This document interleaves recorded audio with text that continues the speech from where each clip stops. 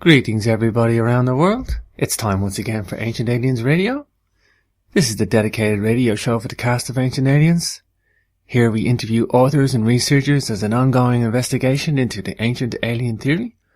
Don't forget to like us on Facebook or subscribe to the YouTube channel Ancient Aliens Radio.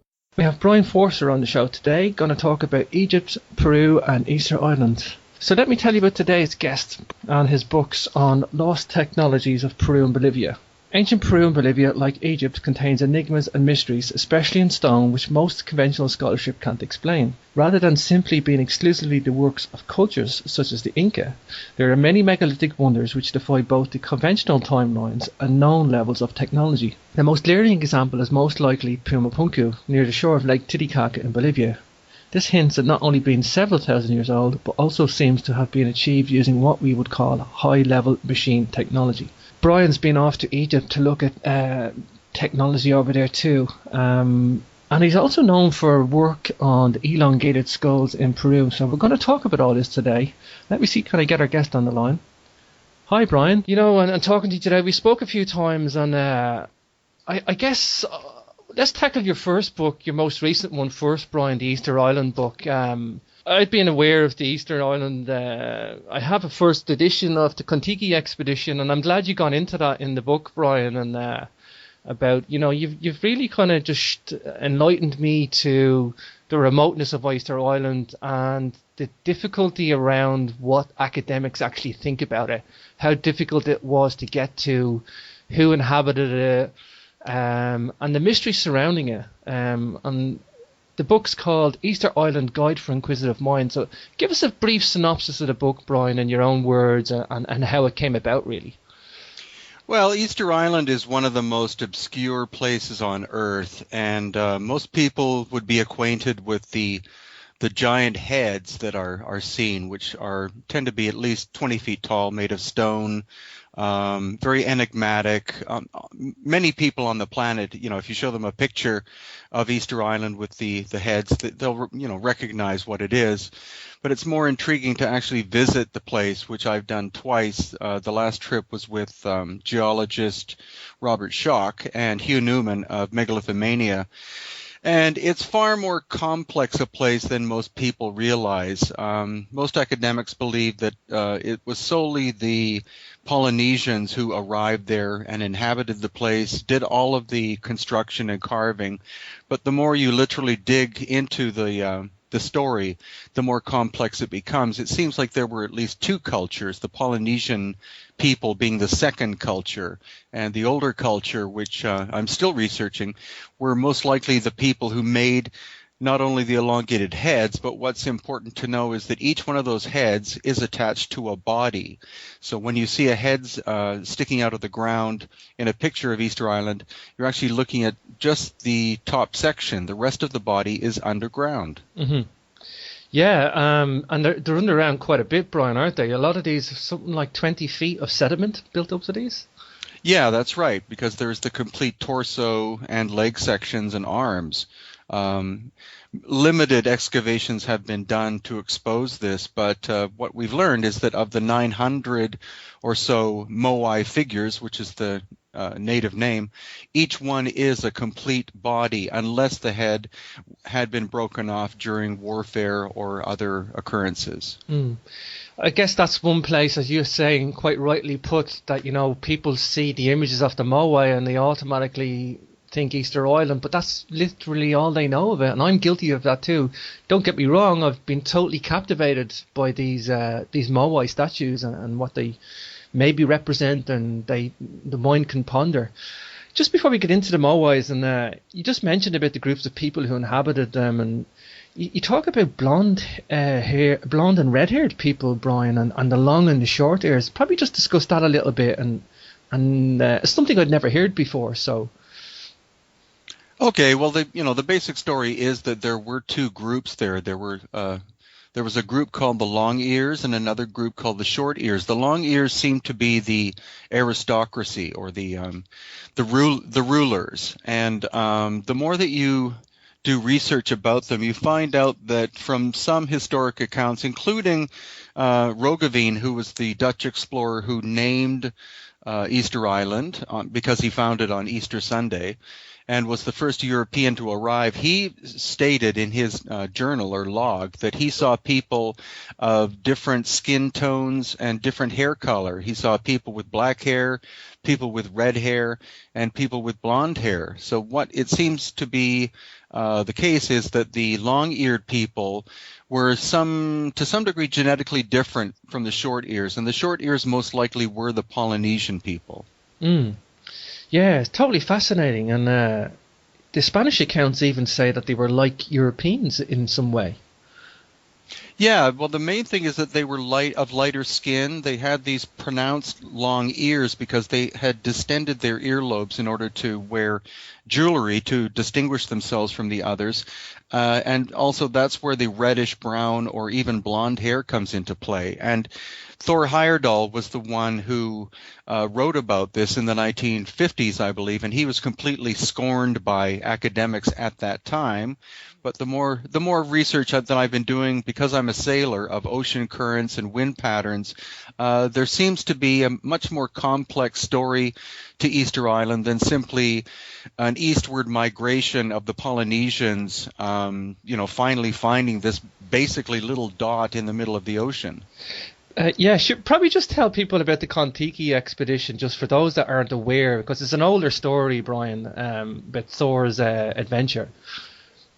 Well, Thor Heyerdahl was a very fascinating person because he, during the Second World War, he was part of the underground, and he was fighting against the Nazis as an agent in Scandinavia. And so after the war, he and some of his compatriots who probably had gotten bored and bored with normal life and who had lived this very hard-edged, action-packed lifestyle, decided to go on this adventure. And because Thor Heyerdahl had done research about the west coast of South America and the native people there, he decided, along with his friends, to build a raft and see if they could sail from the coast of Peru into the Pacific, because he believed that there was influence historically from the west coast of South America in Polynesia. So they built the Kon-Tiki raft out of balsa logs, I believe in 1947, and it took them 101 days to reach Polynesia without trying to navigate the Kon-Tiki. They just let the wind and the ocean currents carry them. So the great thing about Thor Heyerdahl was that whenever he had a theory about something, he actually would build a craft of some kind to try to prove it. So the Ra expedition and the Tigris expeditions were two other adventures that he actively instigated and took part in. Sure. As we say in the UK here, Brien, the proof of the pudding is in the eating. So, I think he wanted to get stuck in and prove that, you could actually make it there, and that, this Polynesian, solely Polynesian reason for being on Easter Island wasn't the only route, that maybe people came from South American continent. Well, definitely. And the thing is that when you visit Easter Island, if you get the opportunity to meet with some of the local people who live there, then you're able to learn stories which are not in academic texts or even in other books, because they're basically family stories they're telling you. And what some of the things I learned was that the story of that little island is far more complicated than what most people believe. Sure, and that's what you've shown in the book, Brien, and I wasn't aware of that. I thought, small island, Moai statues, there's not much to read about here, but when I picked up the book and I got stuck in, it's a far more complex story, Brien. There's more links to South America than we actually were told to believe by the academics. Some plants, reeds and the sweet potato, for example, and this idea that, academia seems to push on people this one-sided story, it's not entirely true, and it is a more complex story. Suppose just give us some of your synopsis on the links with Peru or South America then, Brien. Well, part of Thor Heyerdahl's intrigue was the fact that the sweet potato, which is basically it's indigenous to Central and South America, prior to European contact, was being grown in or on Easter Island, in Tahiti, New Zealand, and also Hawaii. And so the question is, how could the sweet potato have gotten there? It hardly floated across the ocean, so somebody had to have brought it. And so that started Thor Heyerdahl's literal journey to prove that, but also the Totora reed, which is native to Lake Titicaca, a very large lake which borders Peru and Bolivia. It also is found in a lake on Easter Island, and a few other plants as well. So more than just the sweet potato, which is native to the Americas, has been found or have been found in Polynesia. So the question is, how did it get there? And through my explorations as well in my book, Crimson Horizon, I think I paint quite a clear story that somebody had to deliberately bring it. So the question is, did the Polynesians go to South America and then bring it back, or did the people of South America take it to Polynesia, or was it a mix of both? Sure. The simplest obvious answer would be the one-way direction from South America through Easter Island through the other Polynesian outposts. But then to explain it as a Polynesian origin, it would have to go there to bring it back then. That'd be a twofold journey. So I kind of favor the simpler option myself, Brien. But, well, actually, I do as well. And the thing is, with the red hair concept, which still very much intrigues me, the area just south of Lima, where I'm presently at, called Paracas, where I've been studying the Paracas culture, which died out 2,000 years ago. We're finding that that those people genetically had reddish hair, so they were not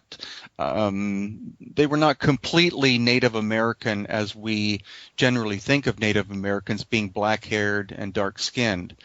So since you also find the reddish hair appearing in historical times on Easter Island and also New Zealand, also Tahiti, and also Hawaii, clearly there's some kind of genetic link between South America and the Polynesian part of the Pacific.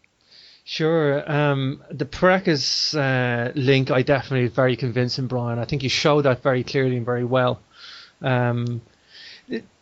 The red hair, then, from the Paracas culture, that's not an indigenous anymore. It's only indigenous left on the Easter Islanders today. Is there anybody in Paracas or Peru today with red hair? Well, we find the occasional person around Paracas and also in Cusco too, because there are historic links between the coast of Peru and Cusco, which was the capital city of the Incas, which is farther inland, in the highlands near the Andes.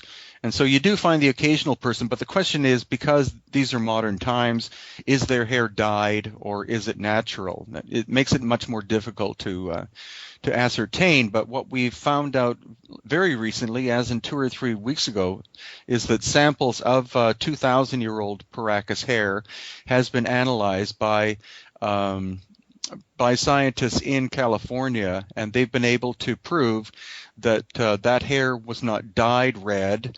It wasn't bleached red by the sun. It is genetically reddish-brown hair. Totally fascinating, Brien. Totally fascinating. And that's just recently out.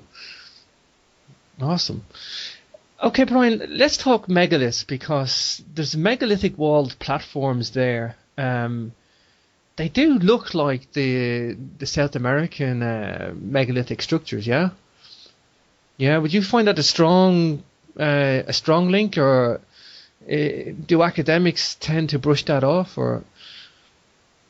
I think academics tend to push it off, and the thing is, unless you've actually studied some of these megalithic buildings in places like Cusco, and you've seen the incredible tight fitness of the walls, where you can't fit a human hair in between the joints.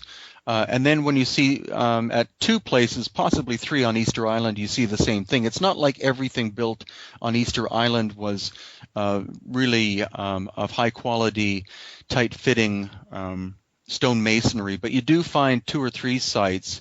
And even with Robert Schoch, the geologist who we had there in November, he had no problem whatsoever in saying that he saw links, possible links between South America, or more specifically Peru and Bolivia and Easter Island. And to go a little further, the thing is, what I'm looking at is the fact that Easter Island was most likely a stopping point for a very ancient maritime culture. And so, for example, if you were to leave the coast of South America and venture into the Pacific, you would want to find islands along the way in order to replenish water and food supplies. And Easter Island is perfectly located between what we think of in general as Polynesia and the west coast of Peru and the Bolivia area.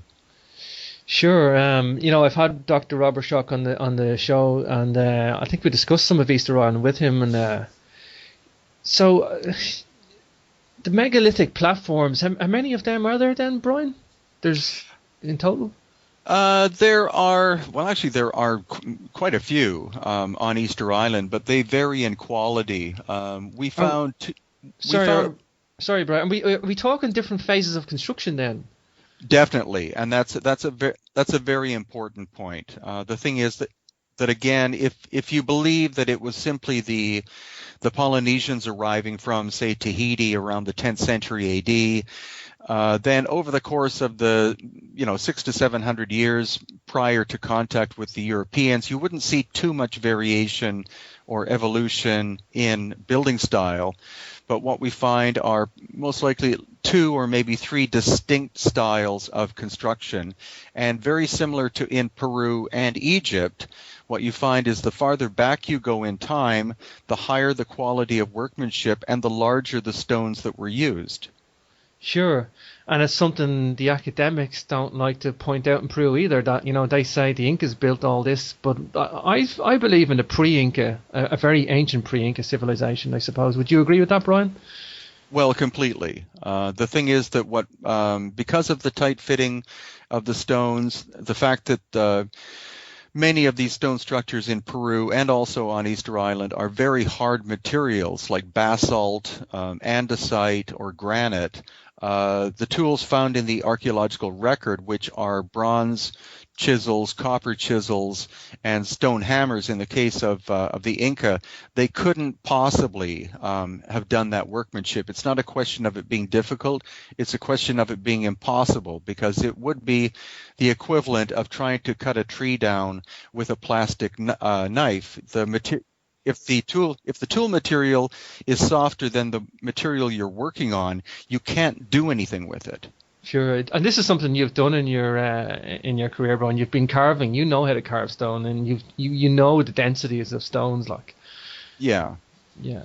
So it's amazing then that the academics have 2 different excuses for these 2 sites, these locations that seem linked, like.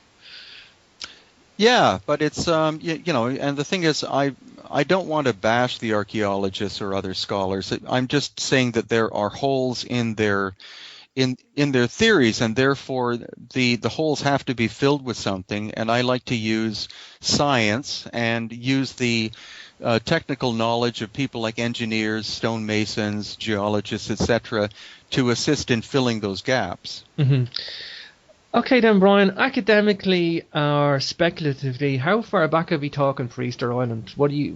Give us some time frames. What do you think?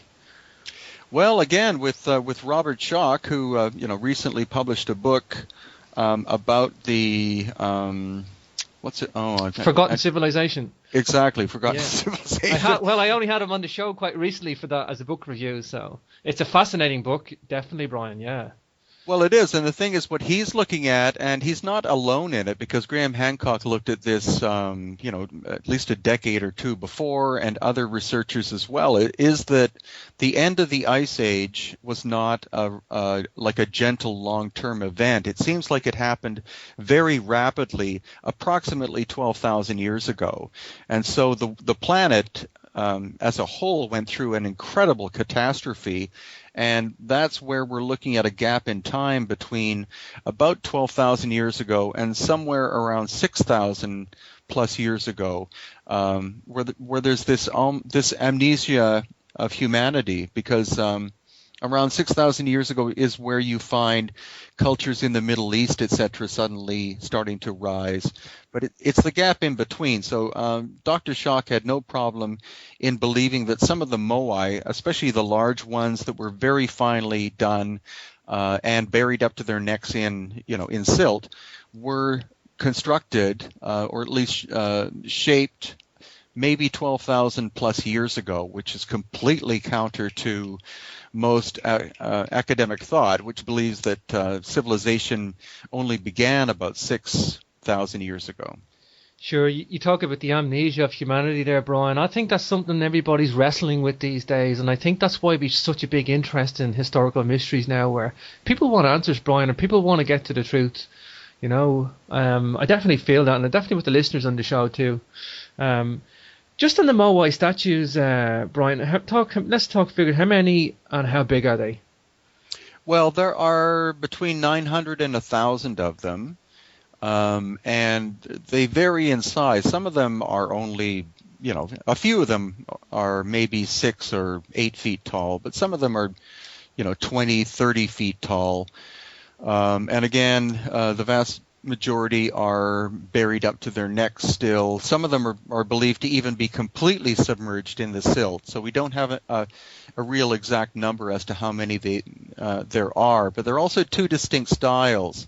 There's one kind, which are the more classic ones that have a very called aquiline nose, like a very European-looking nose, no discernible eyes, and they're the largest ones.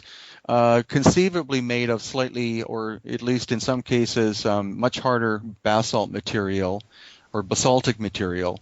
And then the more recent ones seem to be more Polynesian looking. Many of them originally had eyes made out of coral. So that's the basic story. Of course, my book goes far more into depth about the distinguishing one style from another. That's one thing we should point out. Like, the book is detailed, and you've gone into, as you said earlier, about the journeys from the sea and how they got there. You've gone into the geology of the materials that are used, because there's coral for the eyes. The hats that these moai statues are a different type. They're red. The different types of geology, and possibly, as you say, these basaltic ones could be from a quarry underneath the sea. Yeah, that's true. There haven't been that many basalt ones made. The vast majority of the moai are made out of it's called volcanic tuff, which is a highly compressed ash, but they vary in quality. There's some of the volcanic tuff is really quite soft. You can almost scratch it with your fingernail, but others are much, much harder. So the builders of these moai clearly were master sculptors, and so they would have chosen probably the highest quality material to work with. Almost all of it comes from this one quarry called Rano Raraku, at which there are 200 plus of the moai still in different stages of being made. And again, that's where some of them are buried completely underground. Many others are buried up to their necks. And in the quarry itself, which is in a volcanic crater, there are many, many more. And on our last trip there in November, we weren't allowed access into the quarry because it's actually an active archaeological site right now. Oh, right. Okay, Brien, the statues look like they're holding their navel. Is that correct? Is that why they give this place the navel of the world? That they're holding their navel? That's one belief, because the hands are very long and tapered, and they don't, they are in the vicinity of the navel or slightly below. One of the ancient names of Easter Island is the navel of the world. Which again is similar to the Cusco navel of the world, yeah? Yeah, that's true. And also you do find other places on the planet which are named that. And what it seems to refer to is it's a geographically specific for a given culture. So often a center or the capital will be called the navel of the world because that's the birthplace of a particular culture. Sure. Do you think that maybe the ancient sea kings then were probably transmitting this idea from culture to culture? This idea of the navel of the world and the megaliths? It could be. That's a good point that requires more exploration. It's a bit more speculative, I must say, but well, and the really strange, or one of the strange things is that again, if you visit Easter Island and you get a chance to meet the local people, what their storytelling says, which counters conventional archaeology and anthropology, is that in the conventional story of Easter Island, it's believed that it was the last discovery, the last outpost of the Polynesian people, because the Polynesians more or less originated, way back in time. It's believed somewhere in Southeast Asia. Then they traveled through Tonga and Samoa and reached Tahiti, and then from Tahiti they went north to Hawaii, southwest to New Zealand, also known as Aotearoa, and then traveled southeast to Easter Island, which is known locally as Rapa Nui. But what the Rapa Nui people I know who are storytellers said is that they say that the Polynesian origin is Rapa Nui itself, and that's why it's called the navel of the world, because it's the navel of the Polynesian world. And so that, that throws the whole history, completely upside down. Sure. That's quite a journey, Brian, isn't it? That the whole descriptive journey you just gave of where the origins are supposed to have come from. Well, it is, and the thing is, that's why you have to study the currents, the wind patterns, and if possible, with with computer modeling, figure out what the wind and current patterns would have been 2,000, 4,000, even 10,000 years ago. But what's very clear, and to give credit to the Polynesian people, is that they were phenomenal navigators and sailors. The oceans were highways to them. They weren't. They weren't impeded by great distances. Their knowledge of star navigation was completely mind-boggling. Sure. Aren't the Maoris into astronomy and navigation by stars as well? Well, very much so, because the Maoris are so-called Polynesian people, and the general story about them is that they came from Tahiti and had to travel very great distances in order to find and establish themselves in Aotearoa, which is New Zealand. Sure. Let's talk about the natives then, because they suffered quite at the hands of the Europeans, and their population went down to quite a low number, Brian. Is that correct?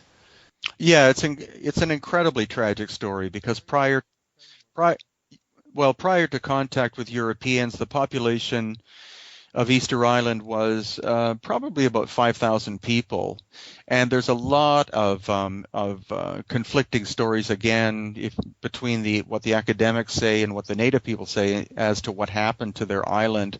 A lot of the academics believe that there was open warfare on Easter Island, and that the long ears and the short ears battled each other.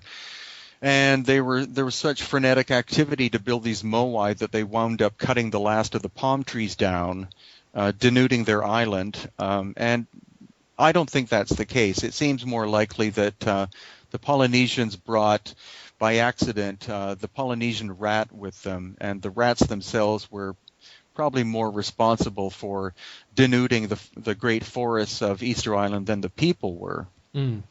I think you coined the term ecocide in the book, Brian. Is that correct? That's correct. Like an eco-suicide, yeah?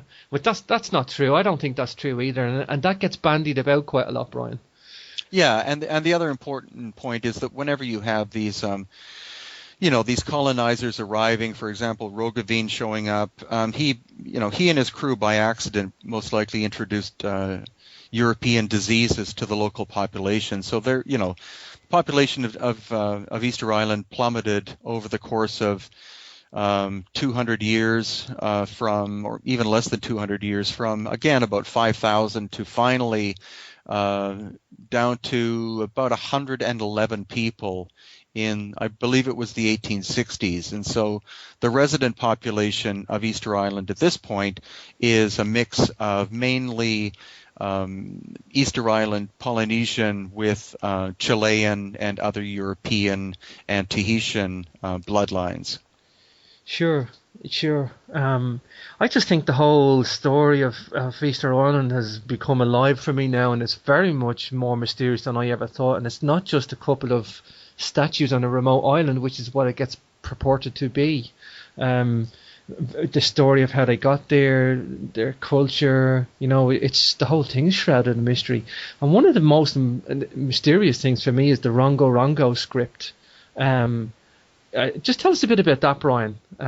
It's a fascinating glyph system that they had. Yeah, it is. The Rongo Rongo script is it's hieroglyphic in a way, in that it's all like animal and bird and other organic shapes, originally carved onto wooden plates. And they were discovered, once the Europeans started to arrive and mix.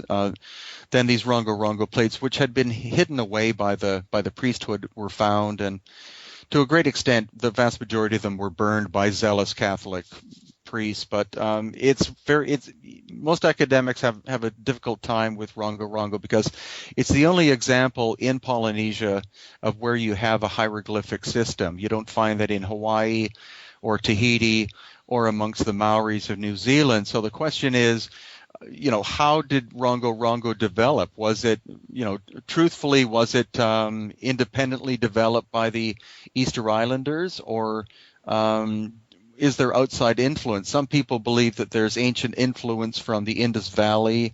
Other people, exactly, and other people believe that there are similar ancient forms of hieroglyphics like that from Peru.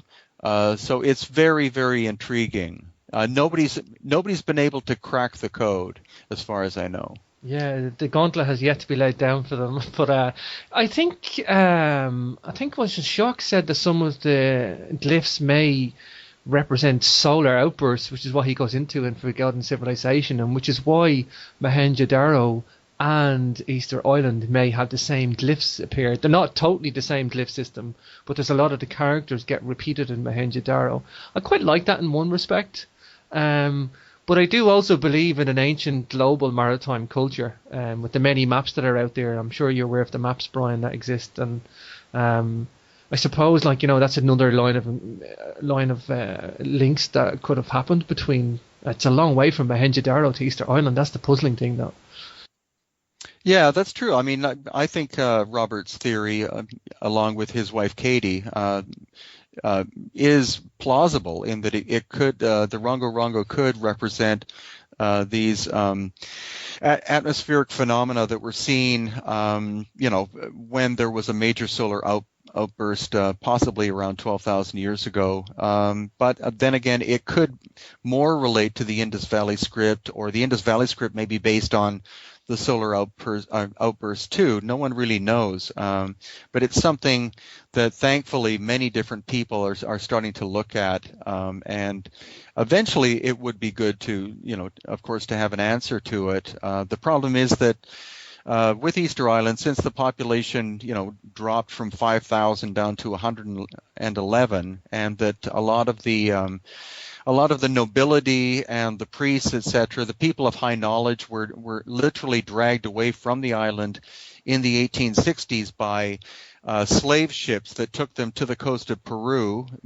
And the vast majority of those people never returned. That a lot of Easter Island's knowledge has disappeared. I'm hoping that it can be resurrected, but amongst the native people of Easter Island, there clearly are gaps in their knowledge, and it's not their fault. They were the victims of absolutely outrageous genocide. Sure, yeah, shocking and tragic story, and that does sadden me to read that, Brien. But we've got a lot of tragic story, even South America and the Incas too. Tell me about the Birdman cult and their death-defying ritual that they have. This is a crazy story, Brien. Well, the Birdman cult developed after there was a war of some kind on Easter Island between the long ears and the short ears. I don't think it resulted in the decimation of the long ears, as most stories say. But I think what happened is that the long ears, who were the nobility, were deposed by the majority of the population because they were, the short ears were probably just sick and tired of being told what to do. And so as a different form of system, rather than it being hierarchical, in that the new high chief would be the son of the old high chief, they decided to have this ritual whereby once a year, one representative from each of the chiefs would have to swim in shark-infested waters to the small island off of Easter Island and be the first one to find an egg from the sooty tern and bring it back to his chief. And whoever was the first one to do that, that chief then became more or less the ruler of the island for a year. But it was if you actually go to the site where they had to descend, into the ocean, they weren't simply walking down a short series of steps. And they had a jump. They had a jump, possibly, or they had to slide actually down down hundreds of feet, and they actually had the equivalent of not a surfboard, but it was made of tortora reed. They had to fly down the side of this mountain into the ocean, swim through very turbulent shark-infested waters, get this egg, swim back, climb back up the side of this mountain, present the egg to their chief, and it's a wild story. So that lasted up until I think the 19th century is when that was finally terminated again by the colonial influence. I think I would have been sick that day myself, Brian. I would have taken the day off. The day off, that one, yeah. I'm busy that day. Crazy.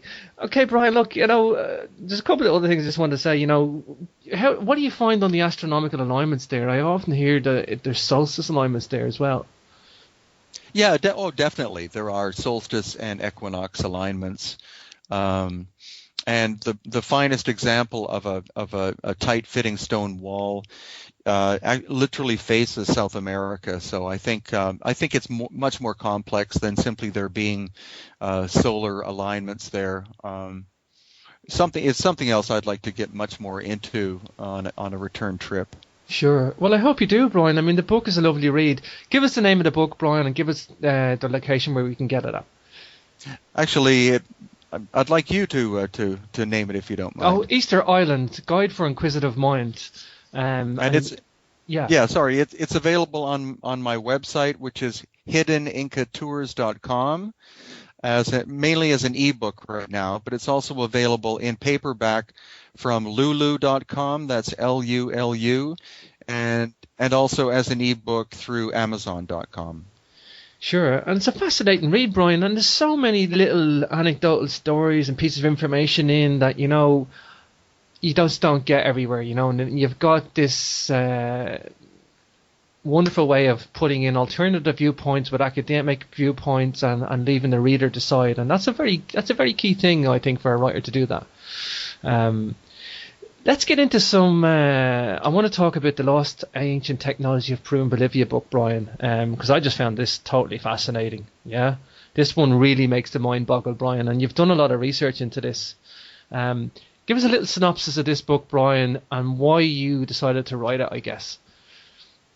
Well, the thing is, on my very first trip to Peru about 7 years ago, I hired a guide in Cusco to show me around the Inca sites, and basically I was being told that everything had been made by the Inca from about 11 or 1200 AD until about 1530 AD. But the thing is, being a sculptor and home builder, house builder, etc. myself, you'd find buildings one next to each other, one of them being like adobe mud construction or rough stone construction, and right next to it you'd find this immaculate masterpiece whereby you couldn't fit a human hair in between the blocks. And so I would obviously question and say, well, how can you explain why there's such a difference or such an incredible gap in terms of ability? And that guide and other guides just couldn't answer the question. So over the course of 7 years, I've just been doing my own research, having various stonemasons, geologists and engineers with me, other members of the public, and local experts. And that's why I wrote the book, because clearly what we can see is that the Inca were great builders of what are called the andene system, which are these terraces for agricultural production. They also, built massive buildings, etc. But they didn't have the technology to be able to do the incredibly fine workmanship of masonry, whereby you don't have any mortar in between the blocks. And so the more research I've been able to do, along with the work of Robert Schock and others, it looks very much as though the city of Cusco itself predates the Inca by several thousand years. And I believe that the Inca discovered a lost city when they found Cusco, and that's also why they most likely called it Cusco, which means the city of stone. Sure, they inherited it in a way then, Brian. Exactly. Sure.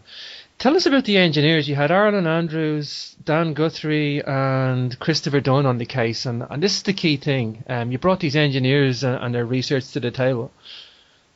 Well, also the latest engineer was Mike Mahar, who is actually Chris Dunn's boss right now, and Mike is a brilliant theoretical engineer too. But also on many of the tours that I've conducted, and actually that's the main reason why I do the Hidden Inca tours. Is not necessarily as a business. It's because I get to meet fascinating people from all over the world who have their own expertise to throw at these puzzles.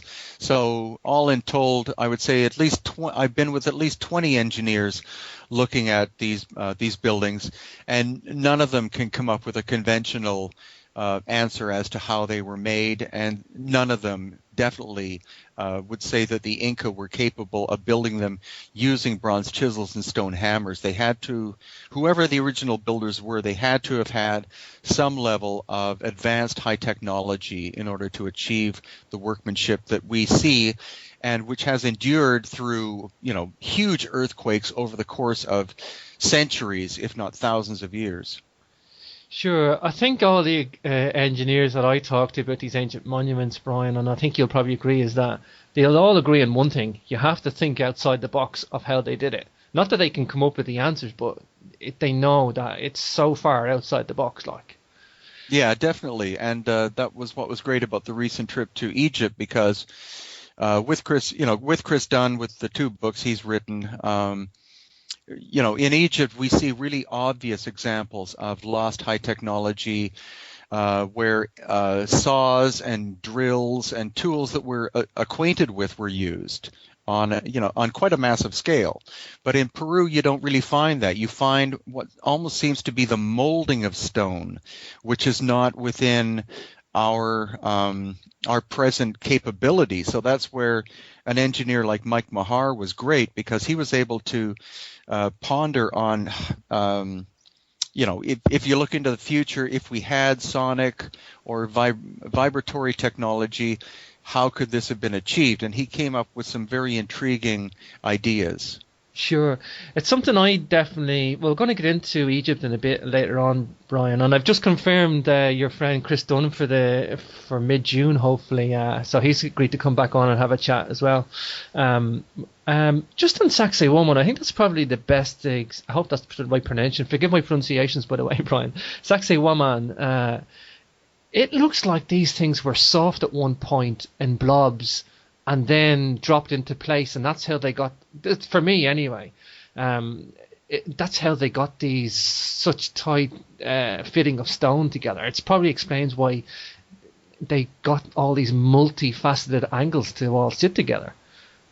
Well, yeah, that's one of the intriguing things, and that's what really puzzles people like builders or stonemasons or engineers that look at a place like Sacsayhuaman, is the fact that every stone is of a different shape and size.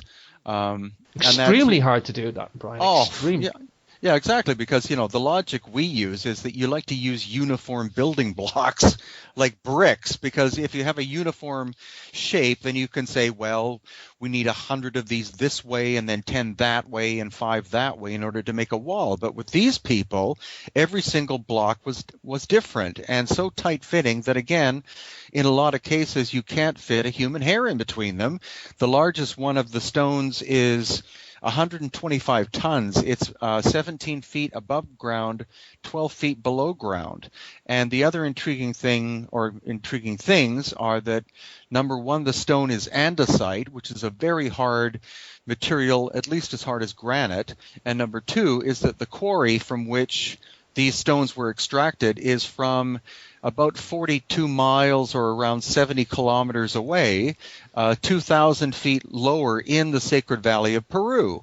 So it's not only the making of the giant wall at Sacsayhuaman, it's also the transportation of stones as heavy as 125 tons on what you would think would be, dirt roadways. Sure. It's mind-blowing to look at, and I do think it's the largest it must be the largest jigsaw in the world, Brian, would it? It's it's the largest one that I've ever seen, and the most complex that I've seen. And again, if you look at I've read, I think, all of the Spanish chronicles, and also having contacts in Cusco with local people who know aspects of the oral tradition. When the Spanish were first saw Sacsayhuaman, and they asked the local Incas, who did you build this? They said no, this was here, and it was a race of giants who made it. But the term giant doesn't necessarily refer to really tall people. It could refer to giants in terms of people of giant mind or exactly. Yeah, Sacsayhuaman must be one of the top sites in Peru, I would say. Machu Picchu, Ollantaytambo, because it's got this complexity and intensity about it. Do you have any idea of the function of the zigzag wall, or but what's the best theory out there for that? Well, the conventional theory is that it was, that Sacsayhuaman was a fortress that the Inca built in order to fend off the enemies. But the time period they're talking about as to when they think Sacsayhuaman was built, nobody would dare attack the Incas. There was only one example where one group called the Chancas tried to attack Cusco. But it's more likely that because it was a zigzag shape like that it had some kind of acoustic function. Because if you stand on the nearby hill facing the big wall at Sacsayhuaman and you call out, the echo is almost instantaneous coming back. So it's a much more mysterious place than a bunch of slaves or laborers being whipped in order to put a wall together to defend the city against marauding tribes. It's more likely, again, that it was an inheritance from a much older and much more technologically and possibly spiritually advanced culture than we are, and that the Inca inherited it. The thing about the Inca was that what we can see at Ollantaytambo, Sacsayhuaman, Machu Picchu, and other places is that the Inca were in complete awe of these ancient builders, and therefore they didn't seem to remove any stone whatsoever. They seem to lovingly embrace the ancient work by building their own work around it, almost in a protective kind of way. Almost trying to blend into it as well, Brian. Exactly. Yeah. The Inca were great at aesthetics, and so they loved to make things that looked very aesthetic. I'm glad you mentioned the acoustics of Sacsayhuaman, because I was going to get into some acoustics at Machu Picchu and other places, because they seem to have this acoustics element too, Brian. Something I love about the megaliths. A lot of megalithic civilizations seem to have this acoustics element to it. Oh, very much so. Very much so. Yeah. Tell me about this Sechuna Observatory, the one with the 13 steps at Sacsayhuaman. It's across from the zigzag wall, yeah? Oh, that, yeah. Yeah, that's insane looking. That is like, it's almost like somebody laser cut it out and went, look what we can do. It's almost like that. Well, and it's often overlooked because what most people don't realize is that when you go on a tour of Sacsayhuaman, you're taken to the big zigzag wall because, of course, it's incredibly impressive. But Sacsayhuaman itself is several hundred acres in size. And so it takes, whenever I do a tour there, it's a complete day because you just have to, there's just too much to look at. But on the little the stone outcrop that faces the zigzag wall is what you're referring to. And it's these 13 steps carved out of the bedrock. It's a different stone than what the wall is made of and what the other bedrock of the area is made of. And they are so incredibly flat that I've put a level on them, and they are less than 1 degree off of being perfectly level. The conventional story is that these were the seats of the high Inca in order to be able to, look down upon the crowd and, during ceremony. But the stairs, or so-called stairs themselves, don't face the open area of Sacsayhuaman. They in fact face looking at one of the sacred mountains. So what they were is still, I think, completely unknown, but definitely a remnant of this lost ancient pre-Inca civilization. Sure. It definitely looks like technology was employed to carve it. It doesn't even look like a carving. That's the thing, Brian. I mean, to carve it so perfectly flat and right angle and steps, and be symmetrical as well, it almost looks like a technology was used, Brian. Would you agree? Well, it does, definitely. And the thing is that one thing it wasn't was laser, because I use that as an anecdotal idea to explain it, but oh, sure. Well, the thing is that it's natural when you look at something that looks high tech and odd. What do you think of? Except, well, did a laser cut that? But what Chris Dunn was able to show on the TV show Ancient Aliens is that he gave an example of what an industrial laser does. Would do. Yes, I watched that episode. Very fascinating because he said it would burn some of the outer layer of rock. Actually, yeah, what laser is coherent light, and so what it does is it actually just melts. It melts anything that gets in its path, and so what he showed by cutting a piece of stone is that the surface is melted, and it actually creates quite a mess. So it's more likely that whoever these ancient people were, they had some kind of vibrational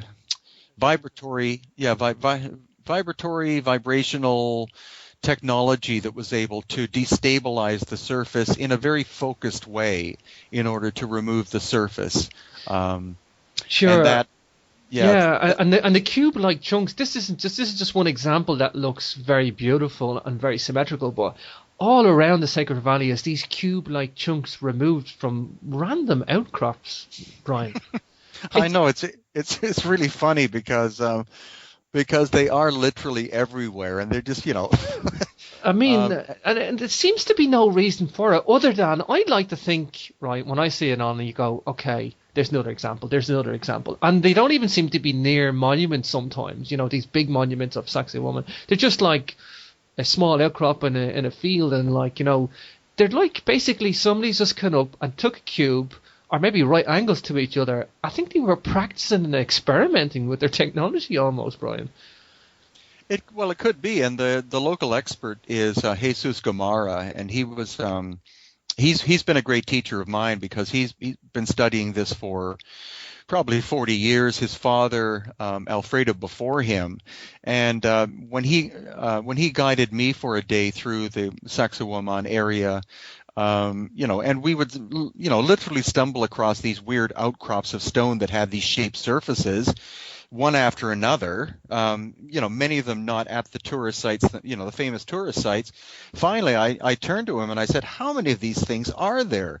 And he said, between here, as in Cusco, and the Sacred Valley, about 5,000. So these people were either practicing or, that's what makes Cusco and that area incredible, is that there is so much of it which is not on the tourist map. Like the vast majority of the sites are not big. They're little smaller places, but examples of this ancient technology are just all over the place. Sure. One thing that strikes me is that everybody knows where Machu Picchu is on the map, even people that have never been there. But people there, they don't even know about the other sites. Some people just only know about Machu Picchu. It's got all the fame as such, and other places are forgotten. Yeah, well, that's sad, but it's also the same with Egypt. When we were there, we knew of people who had flown in to Cairo, went to see the Giza Plateau for maybe a few hours, then got back on a plane and left the country. And it's the same. No, it's true, and it's the same thing in Cusco. A lot of people will solely go and look at Machu Picchu, and that's it. And Machu Picchu is gorgeous and enigmatic and mind-blowing, but it's one of literally hundreds of places you can look at. Sure. Okay, so Brien, Peru. Let's talk about Peru and Bolivia. You're talking these places are a megalithic civilization that built them. They're an astronomical civilization. They're an acoustic civilization that built them. But one feature largely ignored is that they were a hydraulic civilization as well. That they had intense knowledge of hydraulics as well. And perhaps maybe just tell us about Tambo, Mache, and Tipon, for example.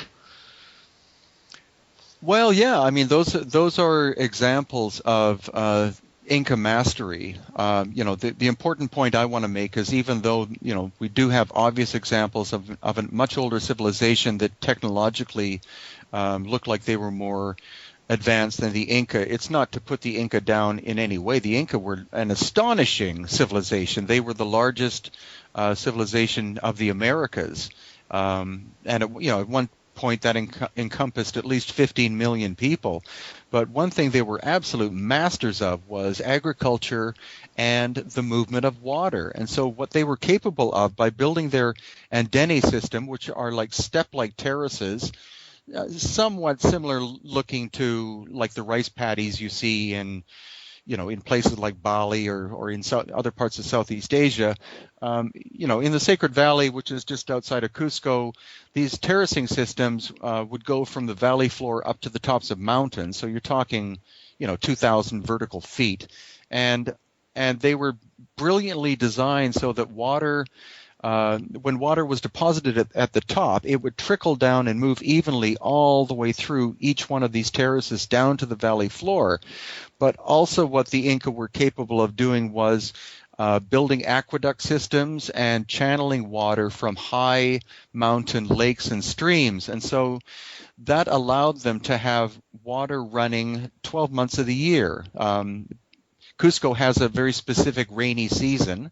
And so when the rains weren't coming down, they were able to use this aqueduct system in order to continue agriculture. So in the Sacred Valley, you can literally grow food 12 months of the year.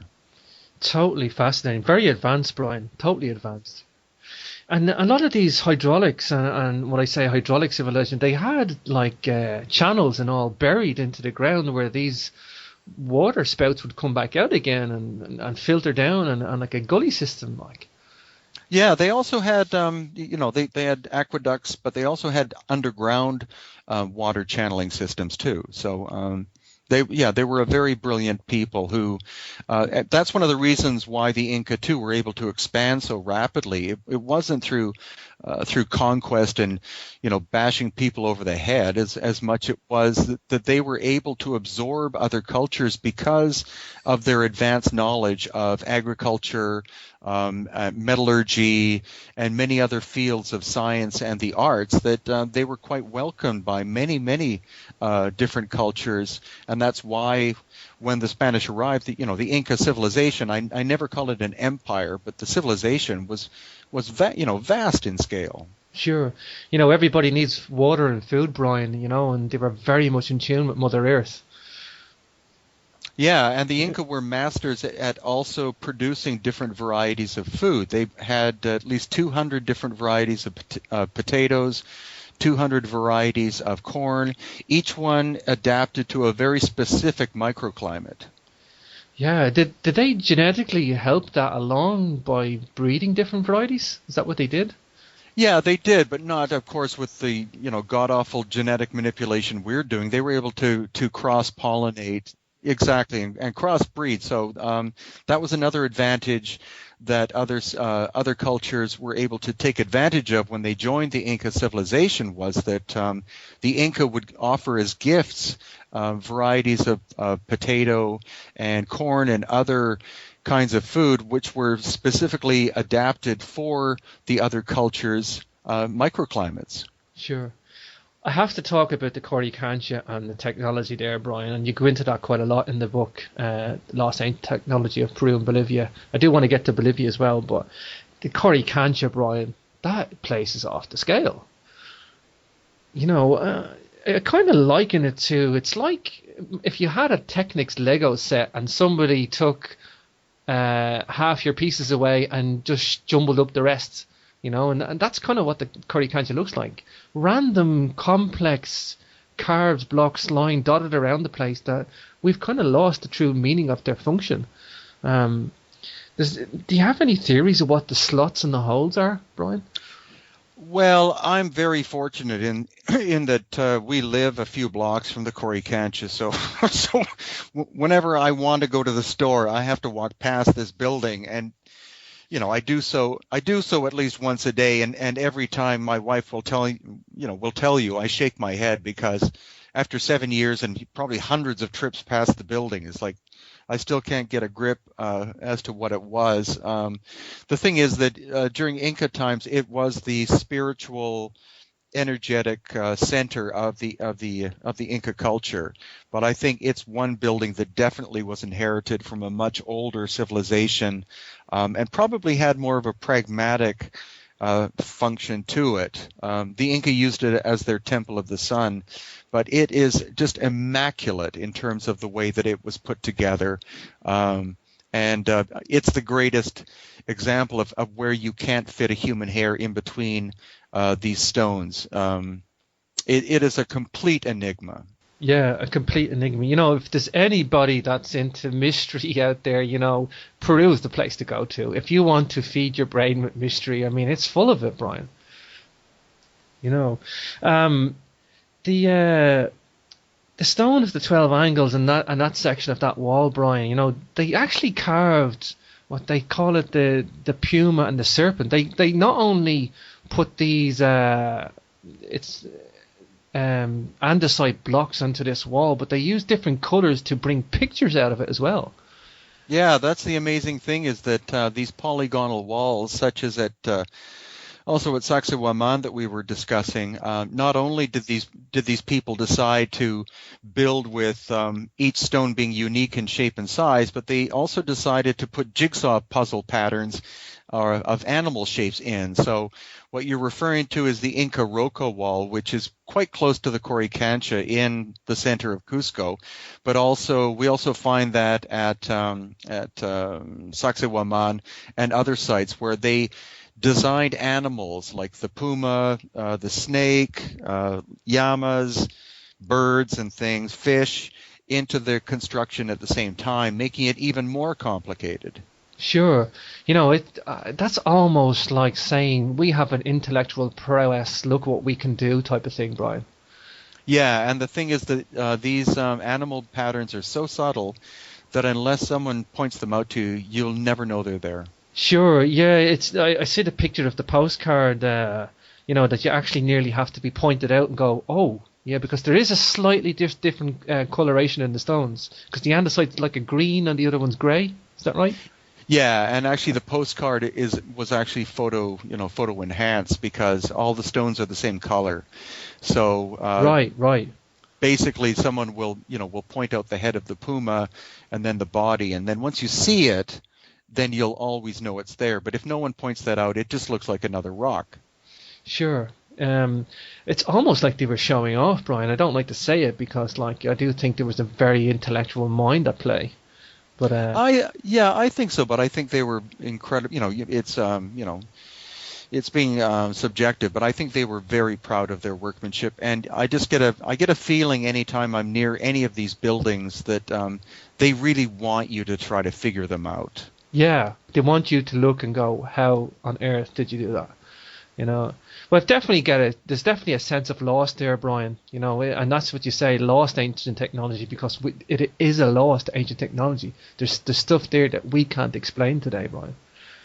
Yeah, but that's part of the challenge, and that's my ongoing job, is to figure these things out. Sure, well, you're doing a very good job of it, Brian, and documenting it is the key thing, I think, Brian. You know, because when you document it, you provide a platform for people to get together, whether engineers, geologists, scientists, everybody comes and has a viewpoint, an opinion, and you know, sometimes something can arise from that, but only if it's documented. You know. The Pisac condor, Brian, that looks like a condor from the air. Is that correct? Yeah, it's again, it's one of these systems of Andeni terraces, agricultural terraces, and it is the side of a mountain above the little town of Pisac, and it is an Andeni terrace system in the shape of a giant condor bird. That's fascinating, like, you know, because that's like not just a couple of images in a stone wall, Brian. That's like really artificially shaping the hillside. And it is. Yeah, it is. And also the thing is that the bird's head is turned facing up the Sacred Valley towards Machu Picchu. So you get all these visual clues as well that the ancient builders obviously did on purpose. Because Machu Picchu itself, when you see it from above, from on top of the mountain called Huayna Picchu in behind it, and look down, you see that Machu Picchu, the city itself, is also in the shape of a condor. Sure. You know, most definitely a deliberate design, and they also have the llama near Pisac as well, around the corner. Yeah, that's true. You know, and do you think then they're trying to bring their intellectual knowledge and advancement to Mother Nature? They're trying to incorporate it into Mother Earth. Do you think that was the aim, Brian? I think it could be. I think what's important is that these ancient people, much like the ancient Egyptian people, were very advanced in many of what we call the arts and sciences. And so each one of the sciences, each one of the arts were a component of the whole. So I think they were a very holistic civilization. And so that's why these places are so complicated, in that they incorporated so many different facets of learning and understanding into these structures and places, that it causes someone to have to study them for decades along with other people. And that's what's important about having a multidisciplinary approach to looking at them, is that you can't simply rely on one branch of scholarship to answer everything. Sure. I definitely have to keep your mind open for all avenues, like Ollie and Tate. Yeah, sorry, Brian. Oh, sorry, and your eyes open is the big thing. Yeah, I mean, the information's still coming in, Brian, of how this stuff's come about. Only in Tambo, Brian, what a place that is, like, really, like, the pink granite wall that you describe, there's like thin shivers that you say is like shims riding up and down. You call it like it's an earthquake absorption mechanism. Yeah, actually, Ollantaytambo, which is where you catch the train to Machu Picchu. Again, most tourists will spend an hour or two there maybe, but it's supposedly 600 hectares in size.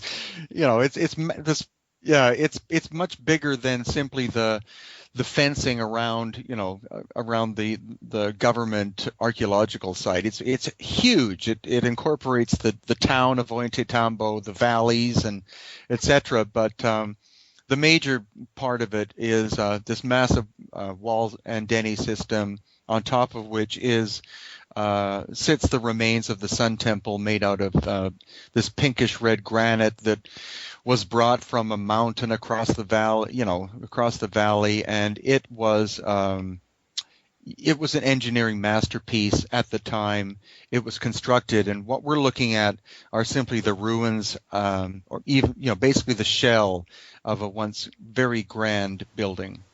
Sure, and this pink granite is extremely hard to carve. It's also which we're going to get into, it's also rife in Egypt as well. They love the pink granite over there too, Brian. Exactly. Tell me then, let's get into some of Egypt, Brian, because we haven't touched on that yet. Now that we've talked about Peru, What do you feel is the similarities and what do you feel is the differences between Peru and Egypt? Because we talk about lost technologies as Egypt and lost technologies Peru, but you say there's maybe they're not necessarily similarities in a way. Well, I honestly think we're looking at the same time frame. I think we're looking at massive global destruction happening somewhere around 12,000 years ago with the rapid melting of the ice caps, the raising of the sea level by 350 feet, and devastation on the planet. And so I think the great cultures of both ancient Egypt and ancient Peru / Bolivia pre-existed 12,000 years ago. So that I think is a similarity. We're seeing very advanced cultures existing at that time, which is 6,000 years before supposedly any civilization existed. But the differences are that we see obvious signs of what we would call technology in Egypt, because we see saw marks, we see drill holes, we see exactly. We see the evidence of tooling all over the place. But in Peru, it's much more subtle. There are some examples. Masonry type technology. Well, yeah, I think in Peru, that's what, Peru is actually more enigmatic because we don't find much in the way of tool marks. But I don't, it could be that it was one massive global civilization, but the technology used was different according to geographic location, or they could have been separate, but existing more or less around the same time. Sure. I think Bolivia definitely lends itself to that 12,000 BC period for a few reasons. I think Hancock talks about the Ice Age animals on the back of the Gateway of the Sun. And again, it seems to be like that place was broken up in a cataclysmic type event, Brien, in Pumapunku I'm talking about here, yeah? Well, yeah, Pumapunku is the strangest place I've ever been to. It's it doesn't relate to anything. I mean, it doesn't relate to anything in Peru. It doesn't relate to anything that I saw in Egypt. It's distinct. It's unique, and that's what makes it very odd, is that whoever was there and did the workmanship at higher than 12,000 feet above sea level had an astonishing level of technology. Clearly, none of that workmanship at Pumapunku was done by hand.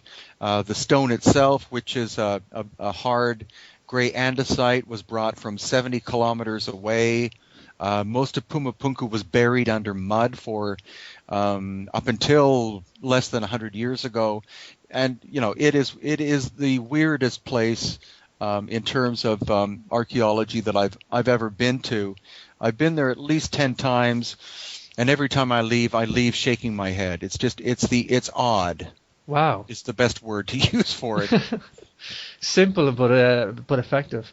So yeah, and I quite like Poznański's theory. I looked at Poznański as well, Arthur Poznański, on the Kalasasi temple, and that lends credence to that era too, that 12,000 BC, if not 17,000. But I think his data, I think Arlen Andrews had looked into that quite a lot. I think Arthur Poznański was came up with a very controversial theory that he believed that that the the thing is, Tiwanaku and Pumapunku are the same place. It's just that they built a fence around Pumapunku, so people think it's distinct. But I think that Pumapunku is a time period much older than Tiwanaku. But Arthur Poznański spent, I think, 4 decades there studying what is actually quite a small area, and he came up with an idea that, based on archaeoastronomy, that the Pumapunku Tiwanaku complex was at least 12,000 years old. His career was basically destroyed by his quote unquote scholarly associates because of that. But I think the more that we look at it, the more, again, we're looking at an antediluvian civilization, was there, did incredibly sophisticated work. And I just get the feeling, compared to sites around Cusco or sites in Egypt around Giza, etc. That at Pumapunku we're looking at somebody coming, building something, using it, and abandoning it, and then it was destroyed not only by cataclysm, but also by 400 to 500 years of it being used as a quarry site by the Spanish and up until very, very recently. Sure. One last thing before, because I want to touch on the elongated skulls tour that you're doing, Brien, and with Lloyd Pye, but the arc, this strange semicircular arc, I think it's in Kilaruni? Oh, Kiarumiok. Yeah. What's the main function of that, Brien? Is that an astronomical kind of calendar type thing? It seems to be. We get very conflicting stories about it. Kiarumiok, which is that word is Quechua, which is the Inca language. Kia means moon. Rumiok means stones, so it means the stones of the moon. And so it could have been a lunar calendar of some kind. I took Arlen Andrews there. He's more convinced that it was a solar calendar, but it's a one-off in that it's this arc shape carved straight into a massive boulder, and it is one of a kind. I think it was astronomical in some way. In terms of age, I really don't know whether the Inca made it. They could have, or it could be, again, a remnant of one of the cultures that preceded the Inca. Sure. There's something I've come away from reading The Lost Ancient Technology of Peru and Bolivia. We have lost something very, very precious, Brien, on this planet.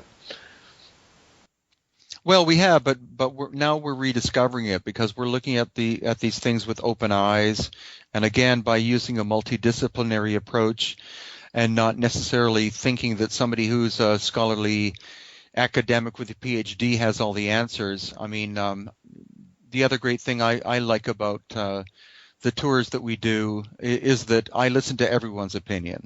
It doesn't matter if they're a housewife from Copenhagen or a nuclear physicist from Sydney, Australia. I listen to what everyone has to say because everyone does have their own inklings as to what was going on, because no scholar that I know of can answer these riddles, so we need everyone looking at them. Sure. That's a wonderful philosophy too, Brien, and because you don't know when that epiphany is going to come, do you?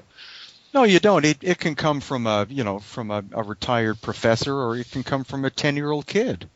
Sure, exactly. And sometimes it's the younger mindset, the fresher look on things, where they're not chained to this older paradigm. Sometimes it's the key thing that happens, like. Exactly. So, Brien, we've touched a lot on megalith technology and all these technical marvels, but you've also been known for the elongated skulls. Tell us about the tour that you're doing with Lloyd, why the collaboration, and a little bit of background on the elongated skulls that you've been looking into. Okay, well, ever since my first trip to Cusco, and actually there's a little museum in the basement of the building we were talking about called the Coricancha. And they have some broken pottery and things like that, which are not all that fascinating. But what they do have is they have a number of these human skulls, which are very conehead-like.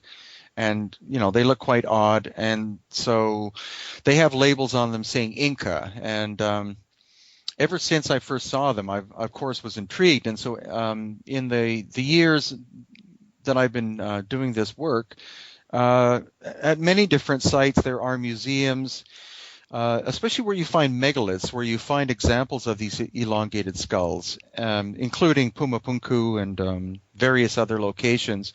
And so no one has been able to satisfactorily describe who these people were and when they lived, because none of them have been carbon dated. So I have had the great fortune of spending 2 years in Paracas, which is a little village or little town on the coast of Peru, about 4 hours drive south of Lima. And there is a little museum that I'm the co-director or assistant director of. And through Senior Juan Navarro, we've developed a collection of these skulls from the Paracas culture, and they are they were the ruling nobility of the area up until 2,000 years ago. And the phenomenon of cranial deformation is what this culture is famous for, as well as the fact that they had this reddish brown hair.